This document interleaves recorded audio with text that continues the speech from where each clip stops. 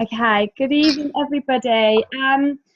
It seems a bit strange me introducing this call, but there's been a couple of people that have asked me to set up a Zoom call so that they can ask me different questions and find out about how my business has grown and other different things. I've set this Zoom call up, and the amazing Claire and Stephanie are going to fire away questions, whatever it is that they want to know. And I've welcomed everybody to ask me anything. Whether I can answer it or not is a different question, but I'll try to answer it. So anything that you want to know, that's absolutely fine. And we recorded this for the people that can't get on tonight's Zoom. So I'll hand it over to Claire and then Stephanie to just briefly introduce yourself, and then you can fire away. Okay, thanks. Hi, everyone. I don't really know who I'm talking to. Danny, am I talking to your team, or is it? Mixture of a mixture. Fab, excellent, cool. Well, I'm Claire Slaney. I signed up in November last year, and I've got a little boy, Isaac, who's 2.5, and Austin is 6 weeks.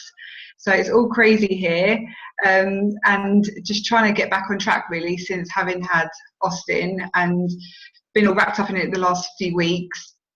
So really just kind of, chasing up my calls and everyone that I kind of spoke to before, and just, I'm just really trying to kind of get focused, and it's really difficult because every morning's different and I'm trying to kind of get a routine and it's proving impossible. So I just thought I'd reach out to you a little bit with the girls and just to kind of see how you manage it. And you know what, I have so much respect for parents that do any job, and network marketing and working from home as well. How people juggle children and a job is mind-blowing. It is absolutely insane. So big up for anybody that does any job with children. Absolutely. I mean, obviously, I fell pregnant and I met Nikki Martin when I was 7 weeks, and thought I was going to have a maternity leave and things. I never, thought I was going to be setting up my own business in that maternity leave. But I just want to grab the opportunity with both hands, not having my job and those other commitments, and really try and work around the children. But I'm finding that I'm not losing my patience and stuff with the children when actually they're my why, and it's really frustrating, isn't it? I'm kind of kicking myself at times a little bit, kind of going, cut myself some slack, like it's really not the end of the world, but I want to do it so badly. And do the things that I set out to do, my list I did, the night before, trying to get through it and things like that. Okay, Stephanie, did you want to introduce yourself? Yeah, my name's Steph, and I joined our brand in February this year. I'm an executive manager and a team of nearly 4, which is really cool. I'm not a full-time mummy, always a full-time mummy with 3 children. My husband runs his business, and I work with him, and I also have a part-time job. So it's fast becoming my passion and my drive. And it's interesting to pick up on something you said there about how your children can be your why, but they can also sometimes be not your worst enemy, but when you've got mummy hat on and they're constantly demanding from you, it's really hard to remember that you've got human beings that have greatness inside them too, and you're doing it for them. I emotionally attached my why at the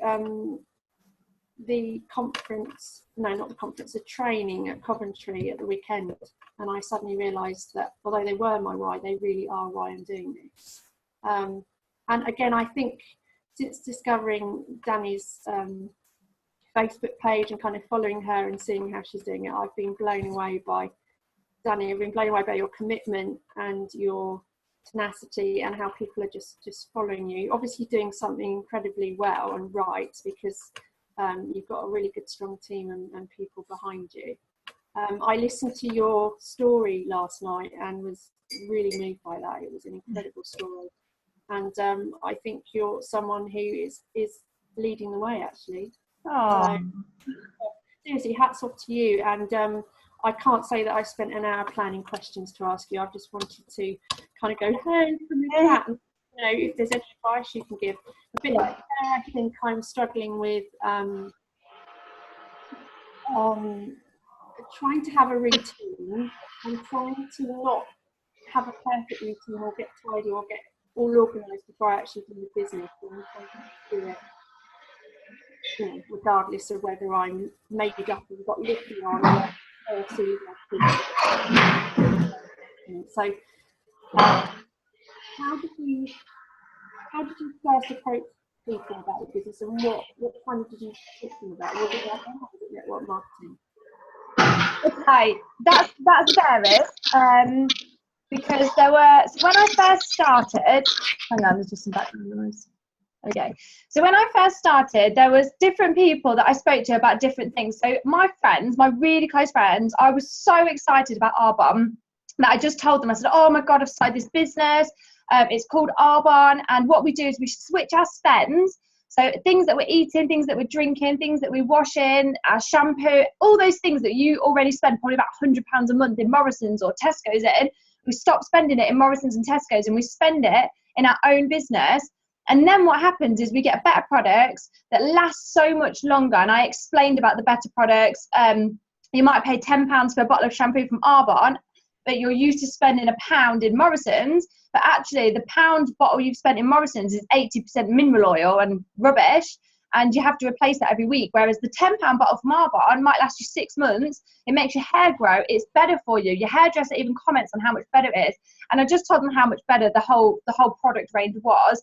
And then I said, and if you tell other people, so if you genuinely believe that these products are so great that you would recommend them anyway, which we do, we already recommend great things anyway, regardless whether we make any money or not. We recommend films, we recommend restaurants, we recommend anything to our friends and to the people we care about. So I said, if you love these products, which you will inevitably recommend them to your friends. And they were like, right, okay. I said, and then the company pays you. I said, they rely solely on word of mouth advertising. And I explained to them about how big this business was going to be. So as my friends, I didn't beat around the bush. I just said it to them straight. I said, you know, this business is going to be massive. It's only been in the UK for 7 years. But when you look at how big it is in America and said about how fantastic it is in America, yeah, it was massive in America, but still only a tiny percent of the population in America are Arbonne consultants. So I said, you know, the growth of this company is enormous. And it's fitting for where we are in society nowadays. So in society nowadays, we've seen the housing boom, we've seen the .com boom, we're about to see the health and wellness boom. So regardless as to whether I'm doing this business or not, if you're going to start a business up, you need to get into the health and wellness boom, because that is where it's going to be. And it just so happens that is this business. It's in the health and wellness boom, which is great for any of us. And it's dead straightforward. All you have to do is switch your spend and use these products and basically be the guinea pig. So we are such a lazy society these days. We would sooner go on Facebook and say, can anyone recommend a good mascara, or can anyone recommend a great place to eat, rather than actually doing our own research. We just ask other people. We are a really lazy society. But that's why this business works, because we get to be the guinea pig that tries all these products, and then we tell our friends what we think. So I just told them that. I said, you know, this is amazing. And they did all say no in the beginning, because I think they thought I was just bonkers. So they all said no. But I knew, 100% knew, that this was going to be enormous. So I thought, even if they say no for 10 years, what does that matter? Because this is going to be big anyway. I'll just speak to other people that I'll meet in the next couple of years. Every time I go on holiday, I will meet somebody on holiday that will want to be involved with something as big as this. And I might be sitting next to somebody on an aeroplane, or my hairdresser, or people that I haven't even met yet will be interested in this, because I would be if I sat next to somebody on an aeroplane and they said to me, when I said, what do you do? And they said, well, I work for this business. It's all in health and wellness. The products are amazing. And the business is about to explode, especially in the UK. I would be jaw dropping on the floor, like, tell me more about your business. So it didn't matter to me that my friend said no. So I carried on telling other people, and I wasn't ever attached to whether somebody said yes or no, because I didn't see this as everybody needs to say yes so that I can promote. I didn't see this as a quick fix. I didn't think, oh, I'll be earning £10,000 a month in a couple of months. I just thought, I'm going to be doing this for the rest of my life. I'm going to be involved with this amazing business, and for the rest of my life, I'm going to be doing this. So I wasn't overly attached to what people said, whether that was yes or no. So eventually, people did actually say yes. I was like, okay, great, let's get you trained up. Let's learn about some products, try some products. Let's learn about how to talk about the business. Let's give you some books to read, some CDs. And then my friends started to take me seriously. And they saw that even though I was overexcited about this business, that actually that overexcitement was genuine. It wasn't a phase, because they all take the mick and say I'm a bit of a phasey person. And they all said, oh, do you know what? It's not a phase. She's taking that seriously. So for my friends, I just told them honestly what I thought. But other people, I went on Facebook and I put a status on once saying something about, I've been working from home with my children. This business is going to be the making for me and my family. And I didn't say, oh, will anybody join my business? Please message me. None of that. I just said something like, this is going to be amazing for me and my family. And I truly believe that as well. And I still truly believe that. And it's happening. And people started to ask me about it. They started to say, well, what is it? And at that time, a year ago, I sent really long messages, which I do not advise, because people don't read them. It could be the most amazing long message in the entire world, but people don't read them. And I'm the same. When someone sends me a really long message about details and percentages, I'm like, oh, I just skim past it. So I don't recommend long messages. I found what works for me when people ask me over the internet, what is it? Meet them for a one-to-one if you can, or bring them along to a training event and say, well, come along to a training event. It's training for the team. That could be like a Blaze, a region training, or a Discover Arbor. And say, come along to a training, really informal, really relaxed. And you can listen in to how we get trained and we get taught as my guest. Some people will say yes. Or if they live in another country, or they live too far away, and they don't want to do a Zoom, and they might not want to interact with you like this, then I really do recommend recording yourself talking about the business.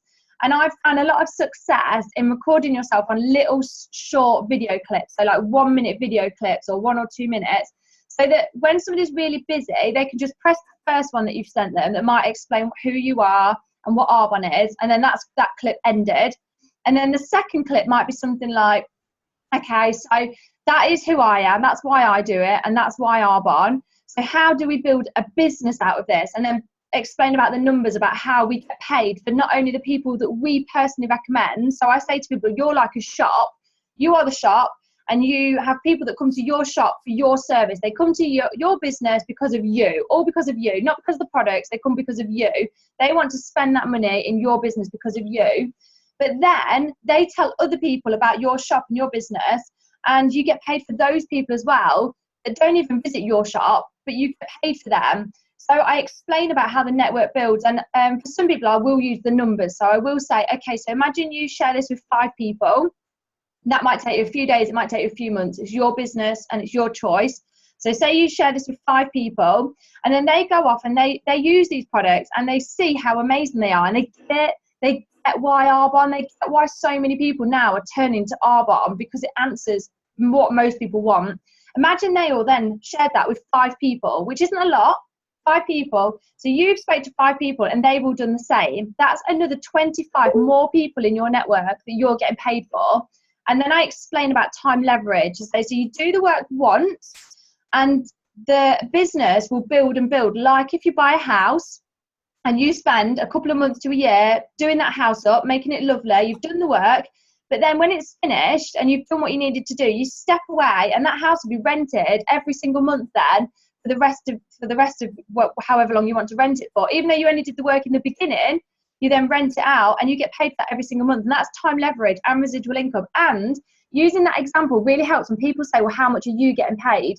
Because you can say, well, I'm not getting paid much at the minute. Or you can be honest, my first paycheck was £12.50. And I did used to tell people that. I say, well, I got paid £12.50, but this is a business and I've seen it as a business. I'm seeing it out as a business. So if I bought a house to rent, it would take me time to make my house, my business, exactly how I want it. I want it exactly how I want it. And it might take me a year to get that house as I would like it. But once it's finished, and I rent it out, I will start making money on that every single month. But that initial year of building that and sorting that house or building my business, I don't see a lot of profit from it because I'm working on it. And it's the same with any business. People do tend to ask you how much you earn in, and you just need to make them clear, make them understand that this actually is a business. And a lot of businesses don't break even early on, but use your upline. So I always tell my team now, I say, tell people what you've earned, be proud of what you earn, but use your upline. So for me, I earn over £2,000 a month, and I've been doing this for 10 months. So I tell people to tell other people about their upline. So, you know, my friend's been doing this a little bit longer than me, and this is what they use. You're allowed to use examples of other people. Okay, that's fantastic. I do talk. I love it. You're so passionate about Arbonne, and I get like this. People just, somebody said to me today, they said, "You're glowing. What's happening to you?" And I said, "Oh, I have to tell you what I'm up to." And I just can't stop talking about it. So I love the fact that did you do your little movies and put them on your YouTube channel? Have you already done this when you started? I didn't. The first time I recorded myself, and it's on my YouTube channel, if you go onto my YouTube channel and scroll right down to the bottom, the first video I ever did was on there, and I don't even show my face. I had no confidence to do that. And what happened was, the reason why I started recording myself was because I had a team of about 4 or 5 people. It wasn't many. And they wanted to practice talking about the business. And I just didn't have enough time to sit with everybody and go through it with everybody. So I thought to myself, well, why don't I record myself and send it to them and say, this is how I talk about the business, practice this. Because I thought it made more sense to save me time. Because like you, I've got children and I haven't got time to sit with every single person. So the first video is about 7 minutes long, and all you can see is my hand drawing on a bit of paper. It wasn't even a whiteboard back in the day. It was a bit of paper, talking about the numbers. And I think I talk about if you sponsor 3 people into your business, how it grows. And I think I refer to the concept of buying milk from the farm. So if you bought your milk from the supermarket, it would cost about, I don't know, 80% more, however much percent more, because you're paying for all the shop costs. Whereas if you just went to the farm and bought your milk, it might be 50p. And on the video, I talk about that. So I had no confidence. When I did Arbonne, I had no confidence at all. I couldn't speak in front of people. I didn't want to speak in front of people, but I had an enormous why. I had my 2 daughters, like you guys. I had my 2 children. And I was sick of being skint. I was sick of having no money. I genuinely felt like, this isn't fair. Like, other people are going on holidays and other people are doing these amazing things. And I can't even say yes to, if my friend said, do you want to go for a birthday meal at said restaurant? I'd be like, no, I can't afford it. Or can you chip in for this? No, I can't. I was sick of it. I thought, I'm not having this for the rest of my life. And not only that, I didn't want that to be the role model for my daughters. I didn't want my daughters to have the same blueprint as me and then leave school and be exactly the same. And I just decided one day that I'd had enough. I was like, no, I'm not having this. And some people have tried to say to me, oh, you know, it won't work. And I just think, who are you to tell other people what will and what won't work? Yeah, no, it definitely works. And did you, sorry, Claire, I feel like I'm taking over. Did you, one thing that really helped me is that you've obviously read the Dunn Fowler, is it? Yeah. Fowler, napkin presentation book.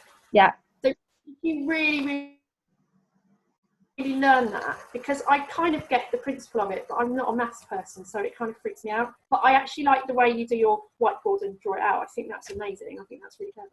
Yeah, I learned that book. And there's 10 napkin presentations in it. So the history behind it is there's a man called Don Fowler, and I think he's been in quite a few network marketing companies, but then he found one that he was happy with, and it's not our company, it's a different company. But he made the book to tell other people how to build a business and turn an expense into an income. And what he did was he came up with 10 napkin presentations, which is basically where if you're in a bar in America, because he's American, you pull over a napkin, or to us it'd be like a bit of tissue or something, pull over a napkin and get a pen and just scribble on it. And all he basically does is he explains the difference between traditional retail and network marketing, which in the briefest term is that we don't pay for all these overheads and middlemen. And then he talks about the numbers. If you were to introduce 2 people to your business, you've got 2 direct sponsors. And then if they introduce 2 more people, you've got 4 more people in your network, and 2 more is 8. And he talks about that. And then he talks about how in this business you need to dig deep, you need to build down. So yes, we need to build wide as well, but also we really need to help our team. So say if we sponsored, say 5 people, it's probably better to spend slightly more of your time helping them sponsor people than it would be to leave them to it and go and sponsor 5 more people directly to yourself. It's more beneficial for you to spend that time helping your team. So you introduce people to your business, and I don't just leave them, I work with them and I help them. And he says, if you help your direct sponsor, the person you introduce, go 3 levels deep, so that'd be like, I've sponsored my friend Claire, who sponsored Jane, who sponsored Becca. So that's 3 down, 3 deep. And then they will carry on. Then they are more likely to be more motivated in the business. They'll stay in the business. They've got a team. That they're learning how to be a leader. And I do find that building down really does work. So I do dedicate a portion of my week to helping my teams build their teams. Okay. So what sort of structure did you? Please feel free, Claire, to tell me to shut up. It's fine. How did you, even when you had, say, a couple of people in your team, how did you kind of start the process of training them? Did you set up your systems, or did you follow something? Did you follow your sponsor? Right. So when I first joined the business, the girl that introduced me was called Emma Dickinson. And she lived about 40 minutes away from me. And so I didn't actually really see my sponsor after I joined, not properly. I saw her at training things probably a month or 2 down the line, but we didn't stick together like Velcro, like they say stick to your sponsor like Velcro. She's a really independent person, and she had only really joined just before me, so we probably knew about the same, to be honest. And so what I did was start telling my friends, and then they all said no. So I was a bit like, oh, okay, what do I do now? So I went upline and I spoke to a couple of people up, a lady called Zoe Allen, and I said, your business is going quite well. What do you do? And she said, oh, I go to these things called Blaze sessions. I was like, oh, what's that then? And she said, it's where we all meet up, consultants meet up together, whether it's sidelines, uplines, downlines, we all meet up together. We go to a pub and we have a drink and we talk about the business and we learn a bit about the products. We sort of bounce energy around, bounce ideas around, and we can bring guests along. I was like, oh, that sounds good. Can I come with you? And she said, yeah. So I started to travel with her to a place called Stamford, which is about another 45 minutes from Melton. I'd get in the car with her. And I followed her around for about 2 months, just going to these Blaze sessions. And eventually I started to bring guests along with me. I was like, oh, do you want to come to the pub for a drink? It's like a business meeting and we bounce ideas on. It's so great. So I started going to them, and then I started to set up my own ones. So back in Melton, which is where I live, I started to set up a Blaze session every Monday morning in a soft play, so that people that had children could bring their children, but also people that didn't have children could still come along as well. So every Monday morning we started to just meet up, whoever could. And I always said they're not compulsory, but it's nice just to meet up with each other. And we started doing a Thursday evening. So there was a daytime one and an evening one every single week. And even if I got there and I was on my own, I would commit to those times to work on my business.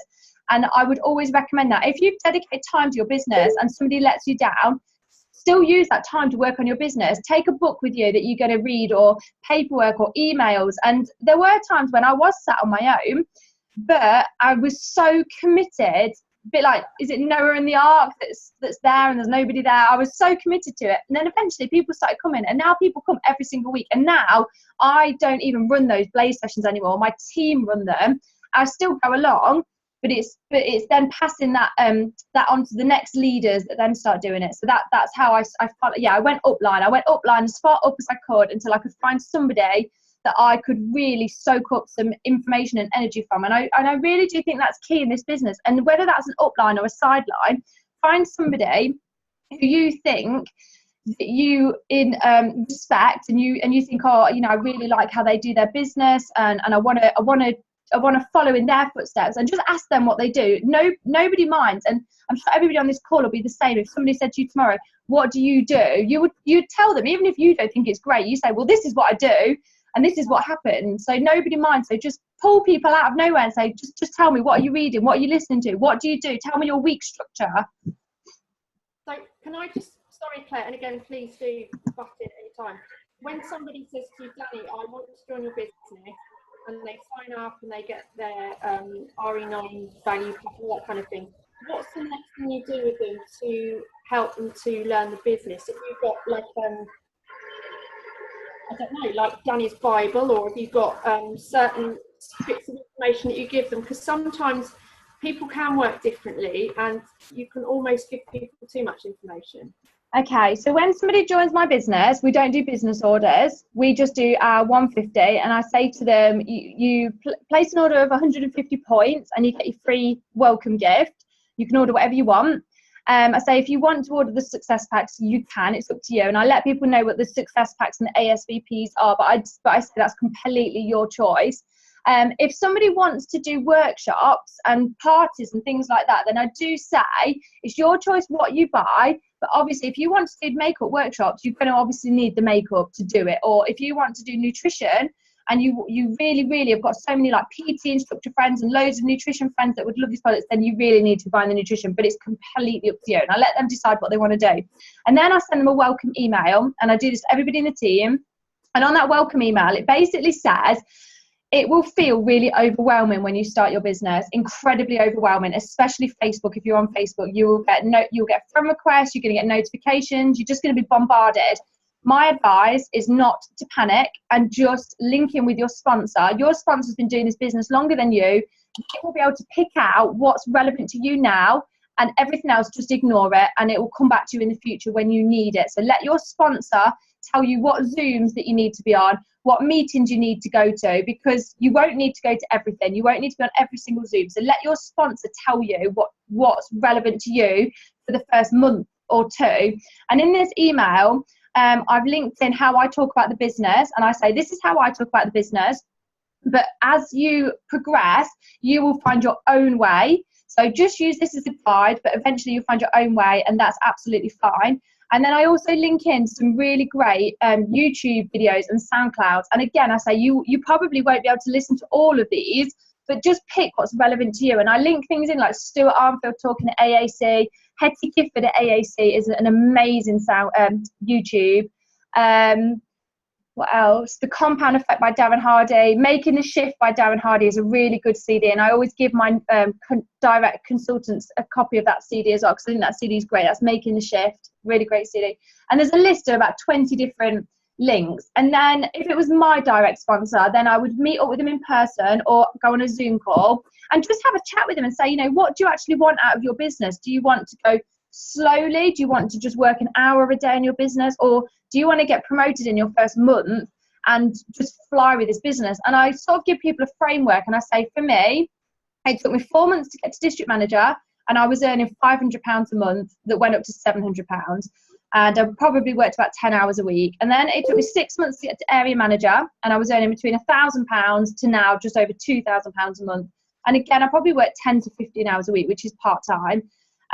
And then I'll say, you know, somebody like Debbie Neal, who's in America, it took her 12 weeks to get to national vice president at the top of the business. She earns over £10,000 a month, which is doable. So what do you want to do? I said, Debbie Neal did it so fast, but she worked every single night, every single minute that she did. But then it only took her 12 weeks. And now look where she is and what she's doing. So what do you want? And I just ask them what they want. And then we work out where they want to be, when they want to be district manager. Although I didn't do this in the beginning, I've kind of trial and error found this. When people joined in the beginning, it was just like, oh, you've joined. Okay, we'll see what happens. Yeah. Okay, work out the numbers. Claire, did you want to ask anything? That was just really helpful, actually, because my sister joined up straight after I did, and I haven't been able to mentor her at all. I've been kind of chucking things her way, but kind of wanting her to get it as much as I do, and she's just like, yeah. I don't even want to talk to people. I let them come back to me. I'm like, what? Oh my God. So she doesn't get it in the same way. Like, we're completely different anyway. So I've just kind of had to just let her be for a minute and just, you know, not let her drain me too much. I mean, I love her to bits, of course, but I need to focus on other things. But yeah, everything you've said has pretty much been on my list of things to ask, which is fantastic. Thank you. But you said about not giving too much detail, like, to people that you haven't connected with for a while, like long messages, like really dragging it out, and they just like read it and they never get back to you. I've done this with a few people on Facebook who just haven't heard back. We've all done it. We've all been there. So I try to be kind of like sharp and snappy and just kind of like, cause I've had this advice before, but still nothing. So what do you suggest? Kind of just leave it now, or Yeah, do you still just talk to them anyway about other stuff and not your business?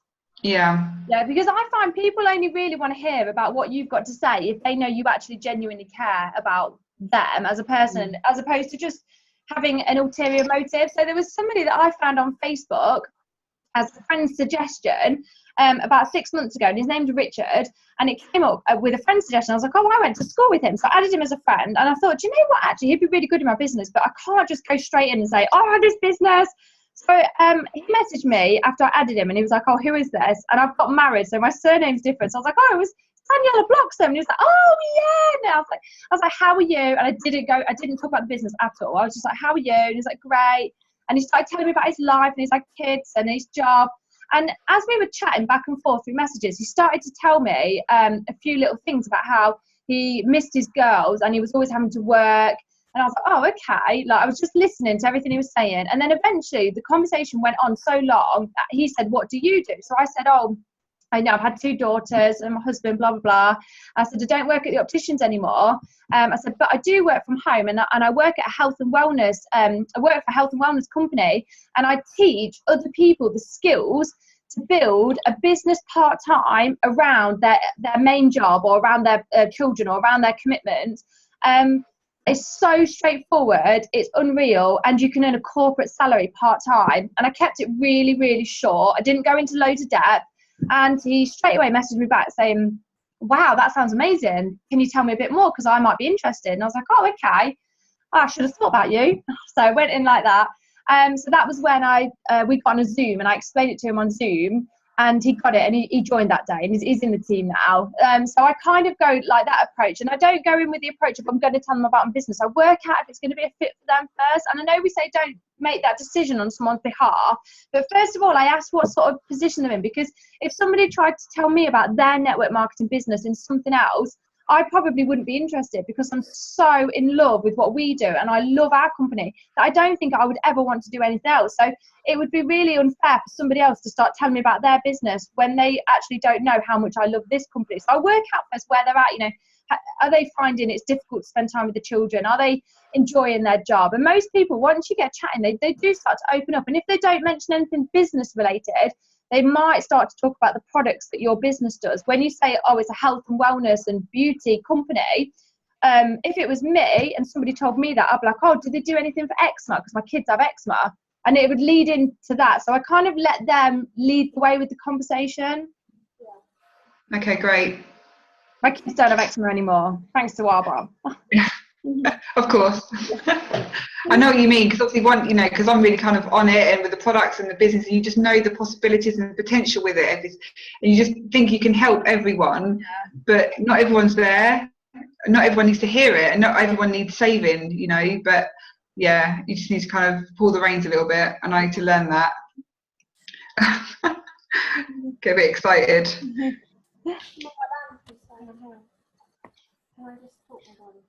Yeah, I haven't actually. Sorry, Stephanie, you okay? Yeah, did you? My little girl was. Hello. Okay.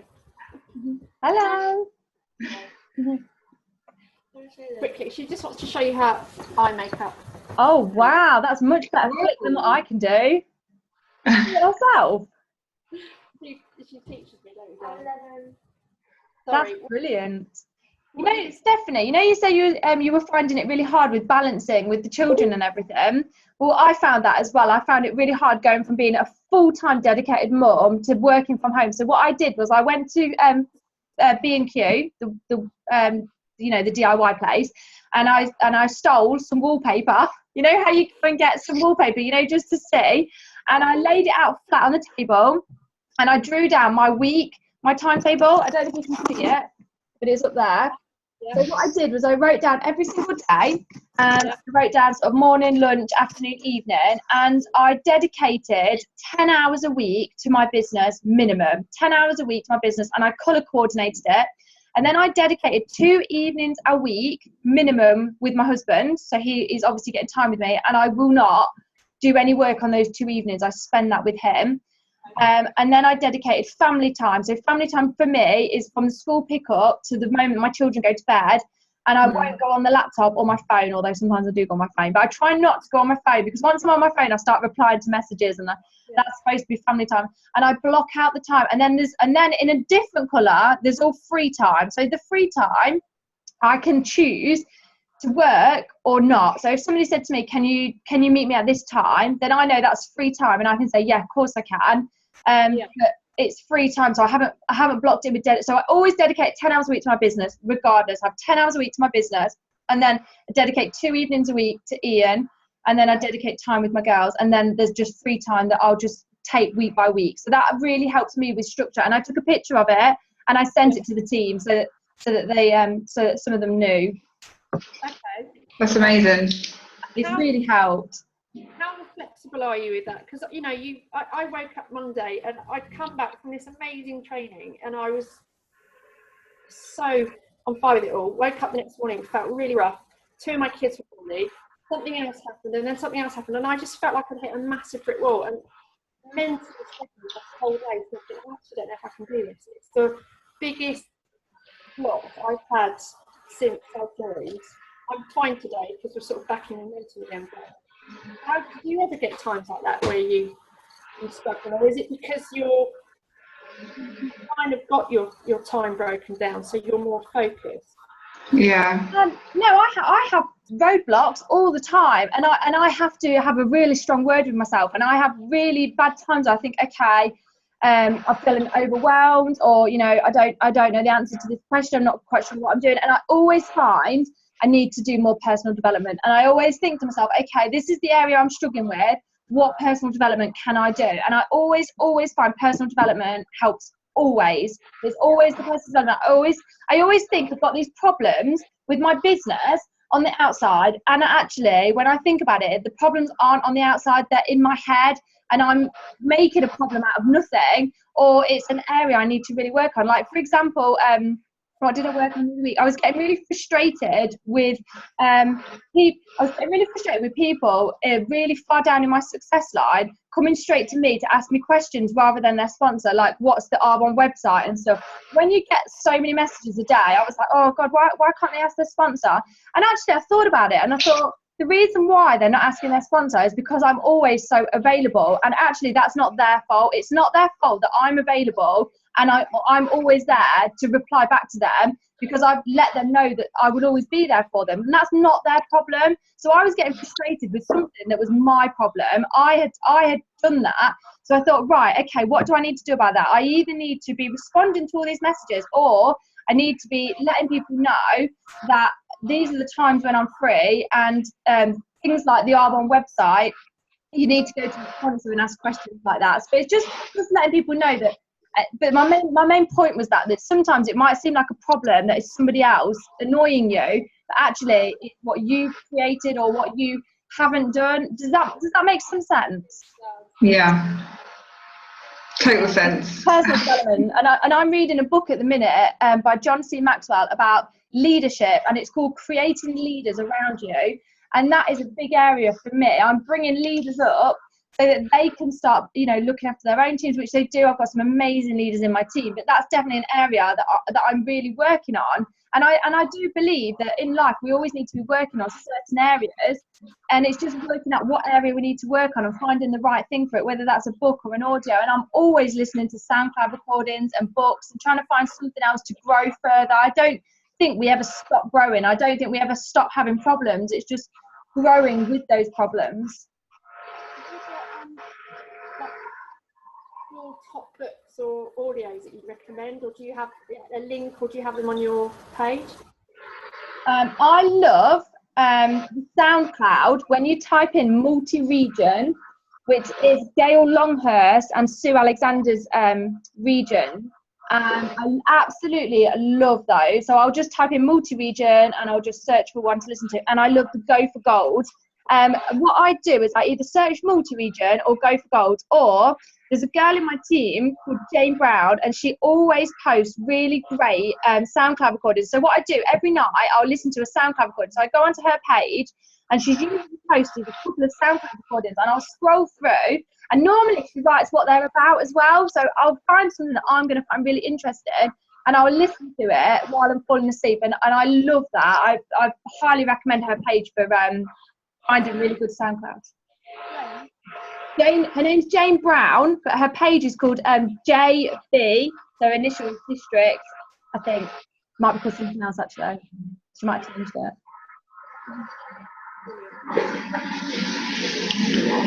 Yeah, I've just started up my own page. Oh. Yeah. Hi. Yeah, it is JB District, and I've actually made a file now with all the SoundClouds in on there. Oh wow. Put them all in one place, so I'll share them. Yeah, it's really, really good. Right. Thank you. Anything you want to say, Claire? I think I've got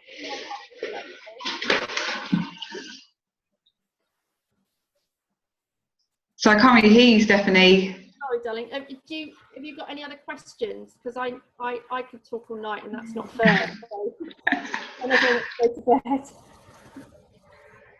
That was it really, just kind of just listening to you as well, just kind of getting that drive from you. Do you think, Stephanie? Just being able to talk to you and kind of get you cornered, as it were.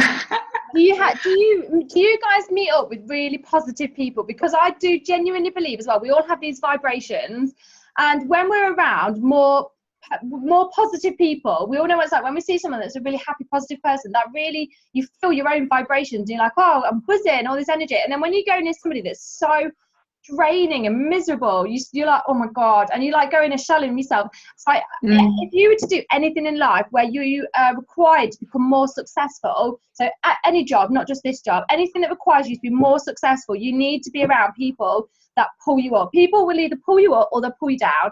So as soon as I'm around people that try to pull me down with their bad vibrations and their bad energy, I just try and wrap the conversation up. I'm not rude about it. I'm just like, oh, I've got to go, because I can't stand to be around people that pull me down. It's really tiring and really exhausting. So I really recommend being around people that literally build you up, that build your confidence, people that want to help you, people that want to make you more successful. You'll find people like that all over the place. So I meet up with my team as often as I can do. And if I've got a team over the UK, I Zoom with them, and we bounce ideas off each other. And even if they're having a really bad week, or if I'm having a really bad week, just by talking to them and getting that energy from them, I'm like buzzing again. And I would sooner be spending my time doing this, talking to really exciting, nice people, than sat on the sofa feeling miserable. Even if I didn't earn any money from this business, I would still do it, because what you get for your own health, just feeling great about yourself is amazing. So if you don't already, just immerse yourself in really happy, positive, nice people. Yeah. Stay away from negative people if you can, unless you're related to them, then it's hard. Leave them to it. Yeah. Can I just ask you, you do meet the products, is that something you do once a week, or how does that work? Okay, so I've never done a meet the products, I've never done a party, I've never done a workshop, but I see massive potential in people just coming to see the product. So I built my business solely on consultants and business builders and sharing how great this business is. And I kind of said the products were great, but I never focused on the products. However, I don't have many PCs or clients, and I'm always trying to improve myself. And I'm like, right, okay, these products are really good. And there are some people that don't want to do this business for whatever reason, but they do use shampoo and they do use soap. So why not use it for my business? So we're doing our first ever Meet the Products next week in Melton, which I'm really nervous about, because I'm not a producty person. I use all the products, I love all the products, but I don't know a lot about them. So when people ask me questions about products, I'm a bit like, oh, let me find out for you, because I don't know a lot about the products. So I'm learning so much about the products. I'm using the source and the clients page and anything that I can to learn about the product. So that is a massive area that I'm building in my own business. I'm trying to build my PC and client base. Okay. So is it Jennifer Cowie that's doing the products? Because I saw something on Facebook the other day with beautifully laid out tables, and I think it was Sarah May Stubbins. Yeah, I think that was yesterday in Oakham. I went to a Meet the Products in Oakham that Elin Parford put on. I think you might be talking about those pictures, and we went to that, and that was lovely. But Jennifer Cowie did do a Meet the Products on Sunday, which I went to as well. I'm going to these things. I just haven't done my own yet. And yeah, they're really great, not only for guests but for consultants. So what they've been doing, and the idea I've stolen, I can't take any credit for this at all, I stole these ideas, is they have tables set up, so about 3 or 4 tables, so like nutrition, makeup, skincare, body care, and then like maybe the spa set, something like that, or baby care. And they have 1 or 2 consultants on each workstation for about 20 minutes, just telling people about the products and letting them try them. So say like on the skincare one, we went to one in Grantham and Meet the Products, and Luke William, what he did was a facial on your hand. So he got the RE9 cleanser on the back of your hand, and then the toner, the serum, the moisturizer, and then the hand cream. So he did like a little facial on the back of the hand, and it was really great to get interactive with the products. And I do think if I wasn't a consultant and I went to one of these product events, I would buy some of these products, because it's all very well as saying how great the products are, and the products are great, but actually when you try them, they just blow your head, especially things like the FC5 hand cream, the primer. When you actually use them, you understand why they are better than anything else. So meeting the products, I think, are really, really great ideas, which like I said, I can't take credit for. I've just stolen that idea. So would you be happy to give us names of who we could perhaps talk to, so we know how we can set it up? Yes. Luke William. Yeah. Jen Gregory. Yeah. Kelly Howitt. And Kyra Howitt, their sister-in-laws. Okay. Elin Parford, which is Yeelin. What's the surname? Parford. Parford. Yeah. Jennifer Cowie is a really great one as well. That's it off the top of my head. I kind of sent a message to these people. Are they in your team, are they? No, they're all sidelined. They're all sidelined to us. But I did record their Meet the Products in Grantham last month, and it is on my YouTube. On my YouTube page, I did record each station. Okay. Laura Atkinson's another good one as well. Oh, and someone's put in the chat, Tracy Bridges is good with virtual parties. Tracy, I think I connected with her actually earlier on. Oh my gosh, this is so helpful. My head's buzzing.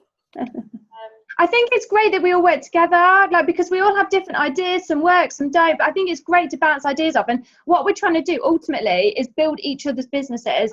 That's the great thing about Arbonne. We're not trying to, people say to me when I tell them about this business, they go, oh, is it all dog eat dog? And people are trying to trample over each other. I'm like, oh my God, you could not be any further from the truth. All we do is we just talk to each other and we try and help each other with ideas, and people help me with ideas. I give suggestions, and like I said, some work, some don't, and we just try and build each other up. And I've never known anything like the culture in Arbonne. Never in my entire life. In my entire life working for places, I've never known anything where people have got no vested interest to help somebody else, but we just do. Yeah, absolutely. That's. Sorry, one more question. When you started your business, you were saying you sort of did more one-to-ones and that kind of thing. Yeah. Some people say, maybe do some workshops, maybe do one-to-ones, maybe do product drops. And part of my head is thinking, oh gosh, I need to do the right way, but there's no right way of doing it. No. So I think, I'm more naturally comfortable to do one-on-ones actually, but I am doing about 4 product workshops this month, and I'm going, but I'm going to try it.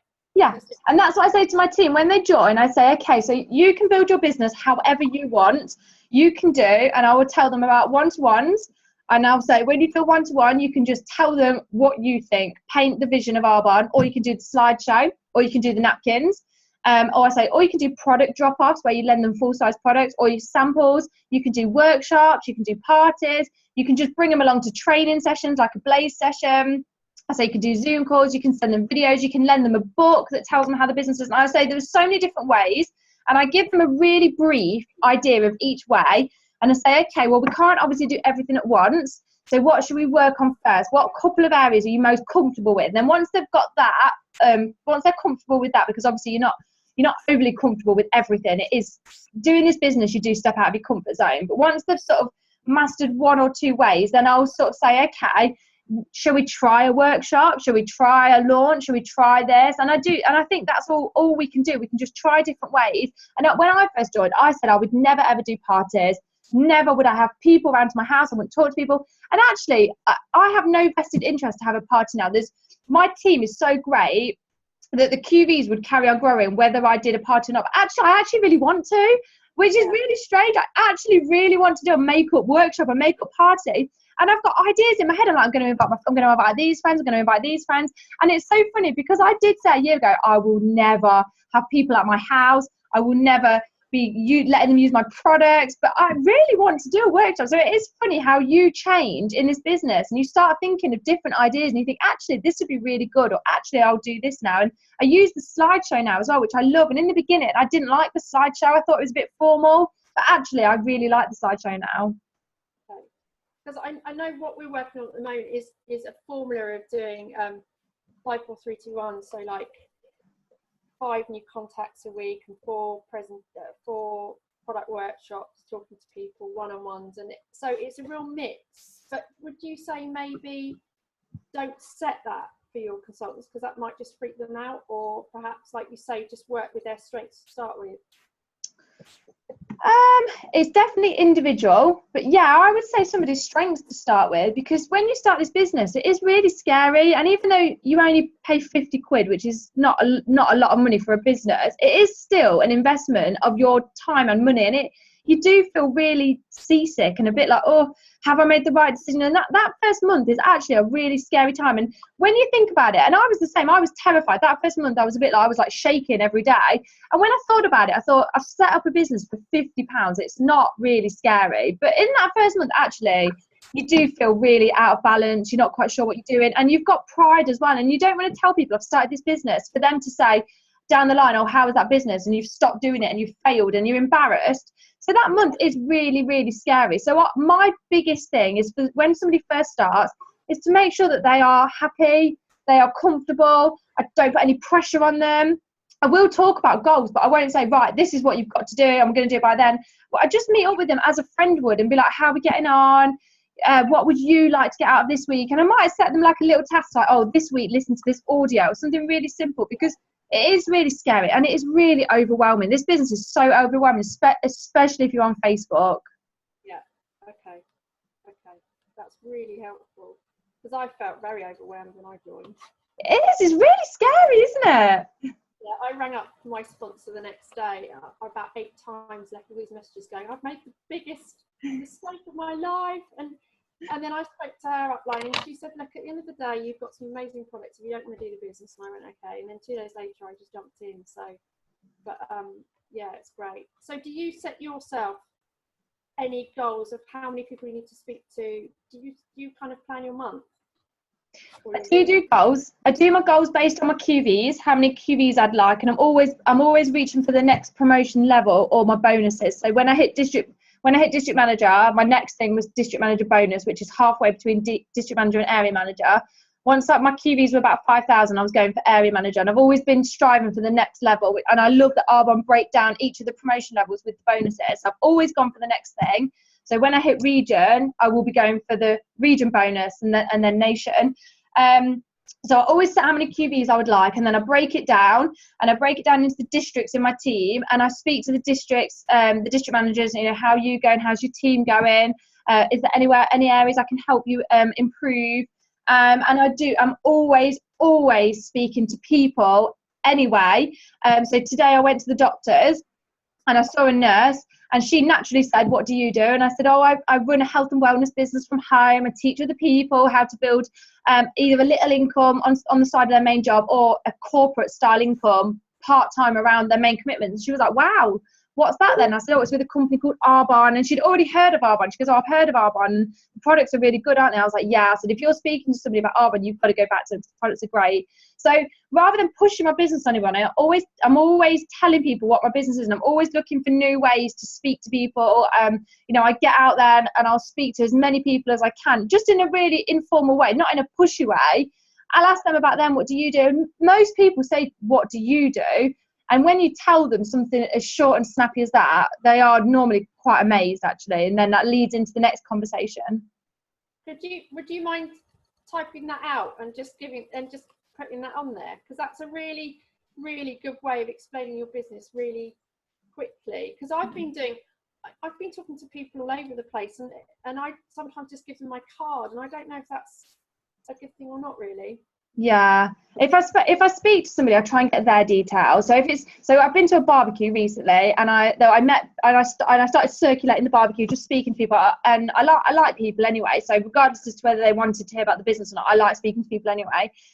So I started speaking to people, and there was this one lady there who was lovely, and she was a school teacher.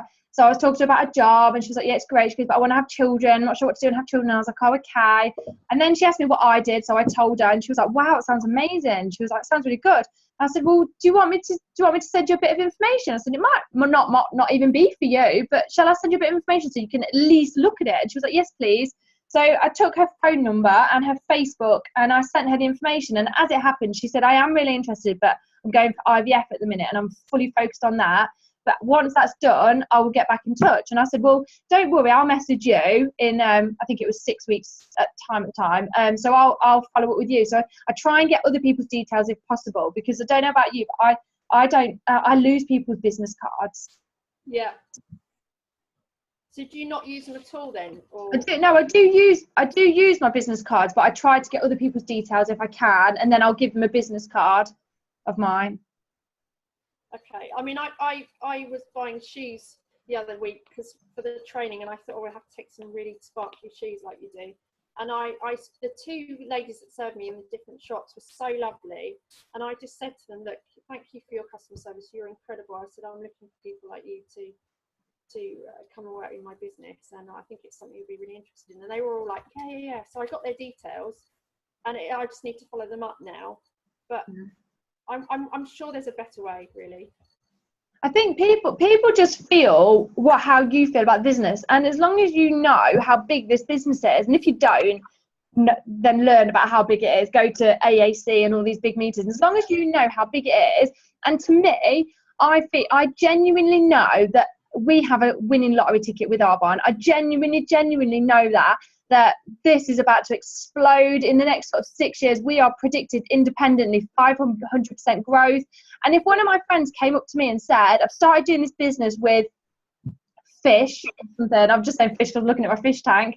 And if you buy these fish, this business is set to have a 500% growth, and it's massive. Even if I wasn't even interested in the actual thing itself, I'd be like, oh, okay. And I'm not even a business person. I'd be like, oh, okay. And I think people feel that when you tell them actually that these products are better than anything else you've ever used, and along with that, the business is insane. And I let people know, I'm like, this business is crazy, and it's going to give us the most amazing lifestyle. And I'm going to dedicate my entire life now to doing this part-time every week, because it's fantastic, it's fun, you get to help other people. How many other jobs can you be involved with where you help other people be successful, and you teach other people how to become millionaires? It's entrepreneurial, we're using our brains, you feel fulfilled.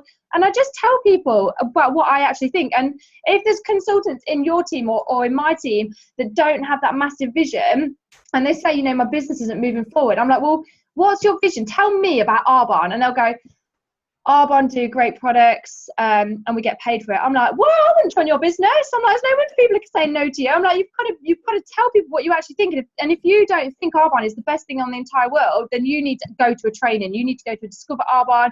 You need to listen to YouTube recordings, and you need to actually learn that actually Arbonne is amazing. Because if somebody told you guys about Apple 20 years ago and said there's going to be this company called Apple, which you've never heard of, but they're going to make technology that is going to be in every single household in the world, and it's going to be amazing, do you want to get involved? You'd be like, oh, okay, yeah, why not? 50 quid. And that's how I tell people, I'm like, it's going to be massive. It's going to be in every household, which it will be. And I'm like, and we get to know about this now. Whether you do it or not is your choice. But I would kick myself if I didn't tell you about it now. Yeah. I feel that energy and I believe that, but I don't always know how to get that across. I mean, you just have a fist stick. In fact, I'm just going to join up again, and I mean, so I love the way you bring it over. Is that something that you had from the beginning, or something you cultivated? I cultivated it, yeah. I knew it was big. I trusted my friend. When my friend told me, I trusted her. I'd have joined any business that she did. She was a really credible friend. But it was when did I really? I'd say it was probably going to some of the training, probably going to region training and seeing other people say that this business is great, made me be like, oh, other people think it's great. Okay, this is serious. And then seeing other people love the products was another big thing for me. People that were not in the business but were raving about the products. I thought, wow, if they say the products are great and they're not selling them and they're not recommending them, they're just using them and they love them this much, then the products must be really good. And then just going to trainings, and I went to Vegas this year, and that again, to be around 18,000 people that know what you know, it blows it out the water. Okay, I just ask you one thing, and feel free to say no. Would you put any of the things you've just told us in sort of bullet points, so we've got something we could work on and how we can talk to people about it? Because it's great to have. I've got the vision and the belief, but I sometimes don't know how to get that across. I can try, yeah. Shall I send you my welcome email? Will that help? Yeah, that'd be great. Thank you. If you send me your email address, I'll send you my welcome email and I'll try and put it into bullet points. Yeah. Thank you. I really appreciate that, Danny, and I thank you so much for your time. You're very, very welcome. Really Claire, did you have anything else to ask? Oh, hang on, you muted. There we go. Just really, when you started, did you do? You said you weren't much on the products. You knew they were great, obviously, but you didn't. I mean, did you handle products much? Did you kind of try and get products to people, or were you just kind of like business? Just business. I didn't even tell people that the company was Arbonne. I just said started this business and it's amazing. And it's with network marketing. And I would give people a book or meet them. I didn't even tell them it was Arbonne to start with, because I didn't want people to Google Arbonne and see some of the negative things. But actually, as I've progressed through this, I think if somebody goes on Google and they believe a couple of really stupid negative comments over my credibility, the fact that I've done my research, then I don't really want to be sponsoring them anyway. But in the beginning, we're quite desperate in the beginning to just sponsor anybody, aren't we? Whereas now, I will sponsor people that are actually really serious, and I'm going to give them my time, and they're going to take it seriously. So now I do say it's Arbonne, but in the beginning, I was quite wary about those comments on Google, and it's silly, really, because with any business, you'd get bad comments. So no, in the beginning, I didn't even tell people it was Arbonne. I didn't need to give them a catalogue, and also in the beginning, I was quite worried about how much the products were, because I didn't use good products. I was really worried that people would be like, oh my God, the shampoo's £10, because I didn't use £10 shampoo. So I was a bit like, oh my God, these products are really expensive. But now I understand the value of them, and actually they are underpriced in my opinion. They're not expensive enough because of how long they last and because of how much they work.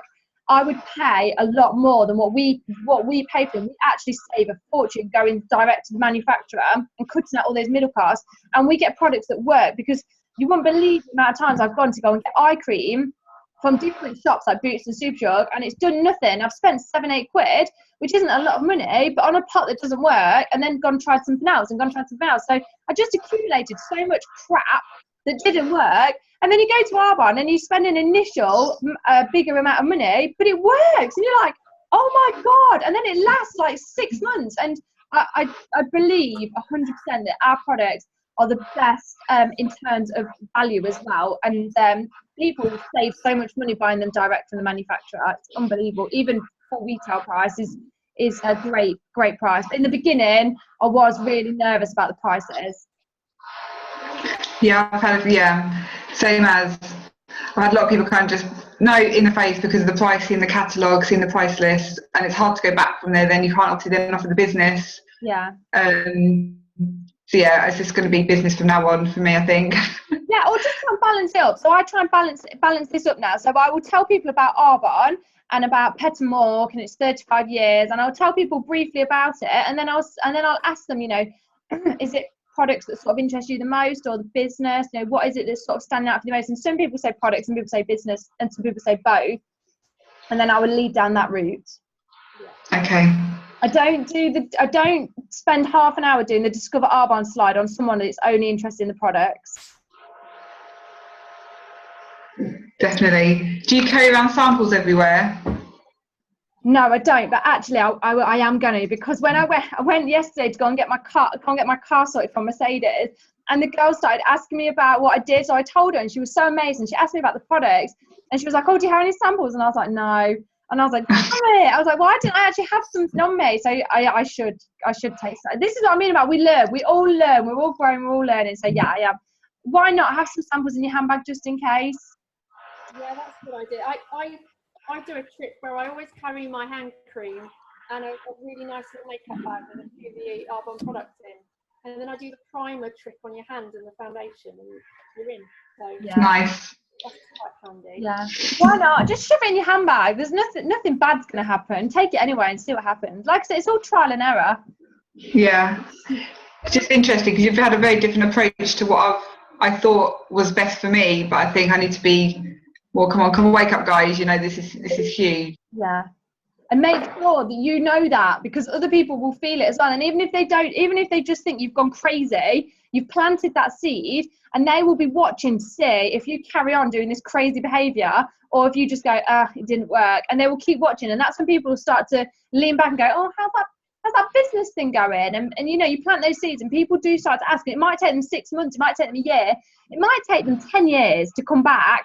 But you've told them about your business and you've let them have that opportunity, and they are then welcome to come back and ask you at any point then. Absolutely.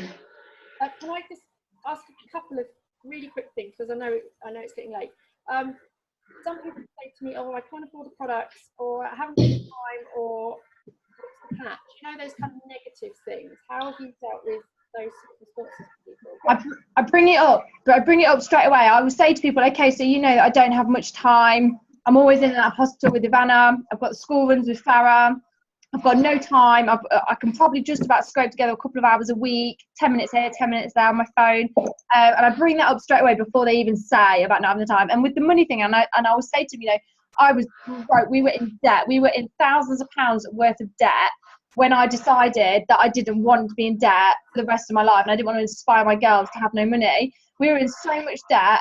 It was really hard for us to scrape together that £50 to join. But now we're getting out of debt, and now we've got income that's just amazing coming into our bank account every single month. So I nip those things right in the bud straight away, because once I've then said it, they then can't say, oh, I don't have the money, or I don't have the time, because you've already addressed it. And if that's not right for you, so if you did have lots of money, you could address it with somebody else. You know, you could say, oh, there's somebody in my team didn't have any money, or my upline, and you can bring it straight away so that it's addressed.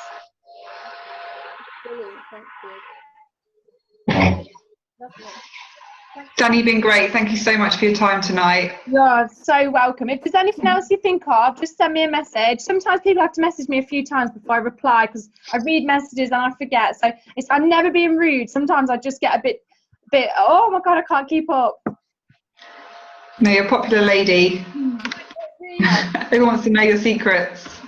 Oh, I don't have any secrets. That's just what I do. So I hope that you found something useful to take away. And by all means, keep following what I post, and I'll follow your guys' journeys as well, and we can bounce ideas around. And if you ever want to do any more Zooms with ideas and things, then we can do anything. Lovely. Fantastic. Thank you so much. Thank you so much. All right. Night then all. Lovely to talk to you. Bye-bye. Bye. Thank you.